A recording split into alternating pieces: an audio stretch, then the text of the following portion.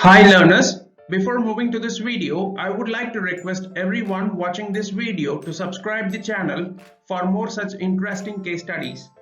This case on Patanjali offers an insight into the strategies followed by a new company to position the brand at the right time and acquire a substantial market share. By 2012, Patanjali Ayurvedic Limited leveraged a unique business model by venturing into the FMCG sector in India. Within a period of 4 years, that is by 2016, Patanjali becomes the fourth largest company in this highly competitive industry. It achieved this success through its low-priced herbal and Ayurvedic products. Yes, Patanjali occupied a unique white space in the already existing strategic groups of domestic and MNC competitors. While we already know the Patanjali's combination of low prices, nature and pure proposition, and Swadeshi positioning are acknowledged to be the main reasons behind their success, but what we rarely know is the critical role played by Patanjali's sales and distribution strategy in driving its exceptional growth trajectory. So that's what we are going to look in this video today. In India, trust and faith still form an engaging proposition than science and logic in today's world. So Baba Ramdev took this easier path to seize the opportunity in the Indian FMCG market, which made this young brand went past through the 8-decade-old brand Colgate. For any FMCG company, advertising and promotions will usually account for 12 to 20% of their revenue expenditure. But this was significantly taken care by Baba Ramdev's branded house strategy. Even during their introduction stage, Patanjali followed a unique word-of-mouth publicity model, and the brand loyalty of its customers proved successful for the company, which eventually helped them to save on marketing and advertising costs as well. Baba Ramdev rightly sensed the Indian consumers' temperament towards price sensitivity and their desire for culturally rooted products.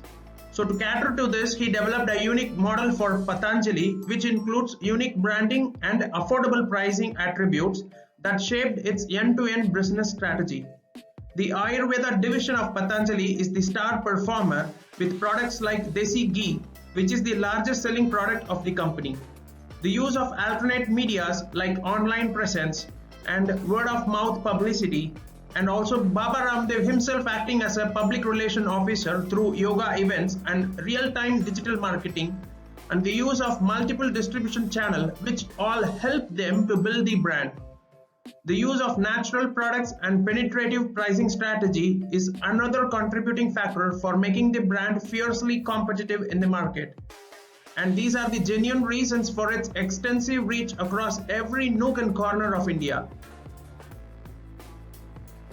While the FMCG companies in India have been following the traditional distribution strategy since ages, and the modern retailers were not ready to sell Patanjali's product, it forced Patanjali to look out for an alternative model of distribution. Thus, they developed Patanjali's unique distribution strategy, which was a blend of successful Ayurveda chains like Arya Vaidyasala and Kotakal, and the multinational multi-level marketing MLM networks like Amway.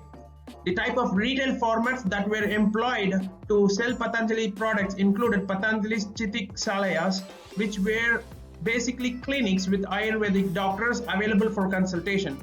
Patanjali Arogya Kendras, which are health and wellness centers, and Swadeshi Kendra, non-medicine outlets, were also selling their products. Patanjali followed a two-stage of distribution strategy in general trade.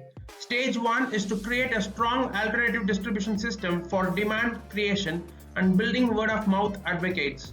And stage 2 is to pivot to general trade once a sizable consumer base is generated from stage 1. Let's see more details about the first stage of distribution strategy of Patanjali. In a new market, Patanjali first drives trials and consumption using dedicated stores. These are the stores which are essentially Ayurveda clinics run by entrepreneurs entirely with their own investment. There are three types of Ayurveda clinics. One is Arogya Kendra, Chikitsalaya, and Swadeshi Kendras. Patanjali extends support in two ways for these clinics. It trains and certifies medical practitioners nominated by these stores in Ayurveda and provides usage of the Patanjali brand name. This automatically bestows trust and credibility due to the rub-off effect of Baba Ramdev's credential on yoga and Ayurveda. In return, these stores provide various services to the public. One is free consultation by certified medical practitioners. This assures high footfalls and likelihood of building a large scale of early adopters. The early adopters bring in additional footfalls through word of mouth. These stores also serve another function, which is the product introduction, which are done extremely efficient by these stores. Currently, around 10,000 dedicated stores contribute to 60% of the company's revenue. Now let's see in detail the second stage of the distribution strategy. Once a sizable consumer base is built through these dedicated stores of Patanjali, these consumers would expect Patanjali's product to be available at the general stores, grocers and chemists in the vicinity of the dedicated stores. So these retailers are then forced to stock up on Patanjali's top product for the fear of losing out on a customer's goodwill. This builds a platform for the next stage of growth for the company. For instance, the company's biggest market, which is Delhi NCR, which is in stage 2 right now, and this region is responsible for a revenue of 1,500 crores. But in 2013, dedicated stores in this region contributed to 80% of total FMCG sales. As consumer awareness and brand pull were created, general trade started stocking Patanjali's top product despite their uncompetitive margins. This pivot to general trade results in the dedicated stores contribution falling to around 45% today from what is 80% earlier. Let us also see how Patanjali was able to sell their products at a very low price. The price of Patanjali product is 15 to 30% lower than the competitor brands. Patanjali offers low prices to consumers due to very low selling, administrative and general cost, which is at 2.5% of their revenue. Patanjali products are available at an attractive discount as compared to their competitor brands because it sources products directly from farmers and cuts on middlemen to boost profit, thereby deriving a cost advantage and passing it on to the consumers at a lesser price. Advertising spend in Patanjali is at 6% for the year 2016, which is also well below the peers. Critically, it has kept retail margins at half or at lower levels as compared to competition.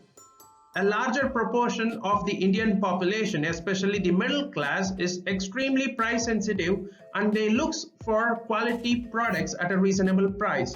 Patanjali has understood and developed a strategy to take advantages of the people's mindset for capturing market share from the existing established players. Thank you everyone for watching this video. For more such interesting case studies, please subscribe 5 Minutes Learning channel in YouTube.